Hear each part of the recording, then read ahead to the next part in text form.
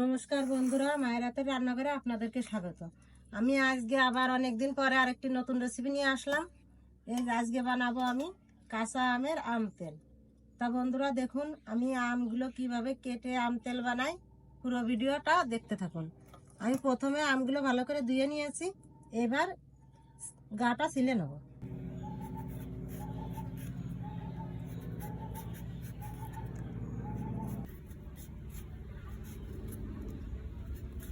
আম কিন্তু আমি ওজন করে নিইনি, আন্দাজ মতন নিয়েছি। আমগুলো রোদে শুকানোর পরে কতটুকু তেল লাগে আপনাদেরকে বলে দেব। আমগুলো আমি এভাবে কেটে পিস পিস করে নেব, অতিরিক্ত বড়ও করব না, এই যে মিডিয়াম সাইজ এভাবে করে আমি রোদ্দুরে শুকিয়ে নেব। এই যে বন্ধুরা আমি সবগুলো আমি কেটে নিয়েছি। আমি কিন্তু আমগুলো আগে ধুয়ে নিয়েছি, কাটার পরে আর ধোবো না। তা এই পর্যায়ে আমি দেব এখন হাফ চামচ হলুদ আর হাফ চামচ লবণ দিয়ে আমি ভালো করে মাখিয়ে নেব। আমগুলো পরে ধুলে জল গলবে, এই জন্য আমগুলো পরে ধোয়া যাবে না। এই যে মাখিয়ে আমি দুই পাত্রে ভাগ করে দিচ্ছি। রোদ্দুর মেলা একটা হচ্ছে না, এই জন্য যত পাতলা করে দেবো তাড়াতাড়ি শুকাবে। আর বন্ধুরা এইভাবে রাখার পরে যদি দেখেন বৃষ্টি হচ্ছে, ঠিক মতন শুকায়নি, তাহলে নর্মাল ফ্রিজে রেখে দিলে কিচ্ছু হবে না, ভালো থাকবে। আমি এখন নিয়ে যাচ্ছি রোদ্রে দিতে। এই যে দেখুন আমি 2 দিন রোদ্রে দিয়ে এরকম বানিয়েছি, একদম মেলা শক্তও না আবার একদম নরম না। এইভাবে এখন বয়ামে ভরে তেল দিয়ে দেব।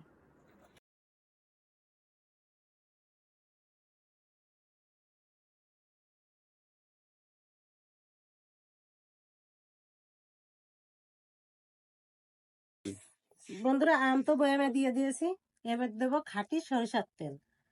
আম তেলে সবসময় খাঁটি সরিষার তেল দেওয়ার চিন্তা ভাবনা করবেন, নাহলে কিন্তু স্বাদটা ঠিকঠাক ভাবে আসবে না। আমি বয়াম ভরে তেল দিয়ে দেবো।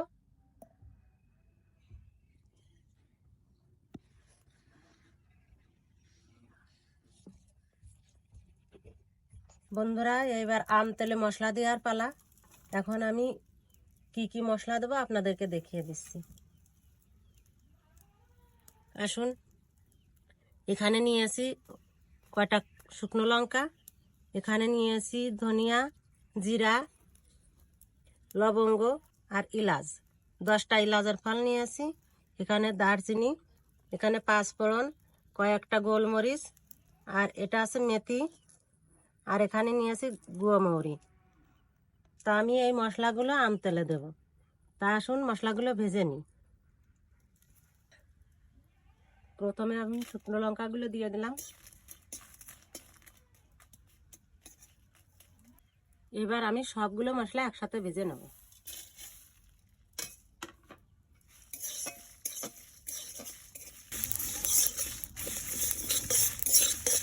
মশলাগুলো ভাজা হয়ে গেছে, শুকনোগুলো ভেজে নিয়েছি, এবার আমি নামিয়ে নেব।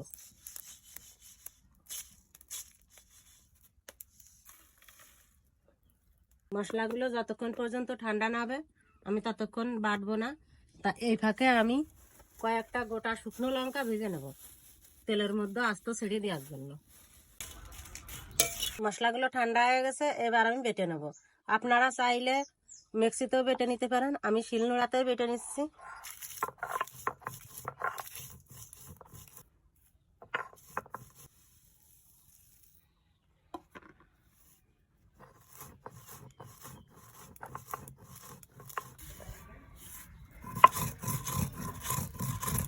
মশলাটা আমি বেটে নিয়েছি, এবার এর থেকে অর্ধেকটা মশলা আমি আম তেলে দেবো, আর অর্ধেকটা আমি কাসন বানানোর জন্য রেখে দিচ্ছি।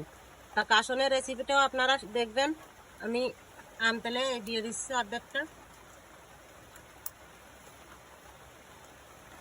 আর এই যে শুকনো লঙ্কাগুলো আস্তের মধ্যে দিয়ে দেবো।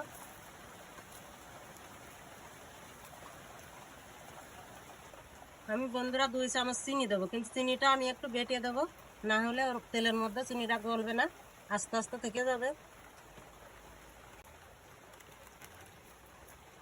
আর লবণ দেবো পরিমাণ মতো। এবার আমি বেটে নেব। আমি এবার চিনি আর লবণটাও এর মধ্যে দিয়ে দিচ্ছি। এবার বন্ধুরা চামচ দিয়ে সবকিছু ভালো করে মিশিয়ে নেব। খুব সুন্দর একটা সেন্ট বেরিয়ে গেছে আম তেলে। কিন্তু আম তেলটা বন্ধুরা অনেক দিন ধরে রোদ্দুরে দিতে হবে, যত রোদ্দুরে দেবো তত সেন্টটা বেশি হবে। তো বন্ধুরা এইভাবে আম তেল আপনারা বাড়িতে তৈরি করে খাবেন, খুব সুন্দর লাগে। তো আমার ভিডিও এই পর্যন্তই, দেখা হচ্ছে অন্য কোনো ভিডিওয়। আপনারা বেশি বেশি লাইক কমেন্ট শেয়ার করবেন। ধন্যবাদ সবাইকে।